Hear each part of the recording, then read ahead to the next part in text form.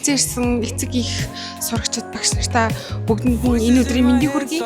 Энэхүү бичлэгээрээ би Дэлгэрмаагштай 12-ийн 1 ангийн сурагчдаас зүрхэндээ тээж явдаг үгсээ тэгээд хэлмээр байгаа зүйлсүүд, нууж явдаг зүйлс болон бид хэдийн энэ жилийн амжилтуудыг агуулсан бичлэг байгаа. Та бүхэн таалан сойрхож үзнэ үү? Баярлалаа.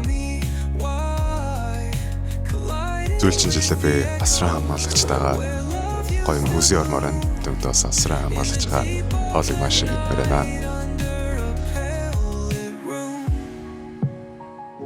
Нэг гэр бүлтэй өнгөрүүлсэн хамгийн нандин дурсамж олвол 16 дугаар жилийн төрс өдөр юм аа. Ээж минь надад 10 ширхэг шив авч өгсөн. 5-ын би идээд 5-ын бусад гэр бүлийн гишүүдтэй би хуваалцсан сайн. Past the pain and the fear, beyond the cold air, searching in the void like you'd still be there. Eyes shut tight, see the dreams barely glow.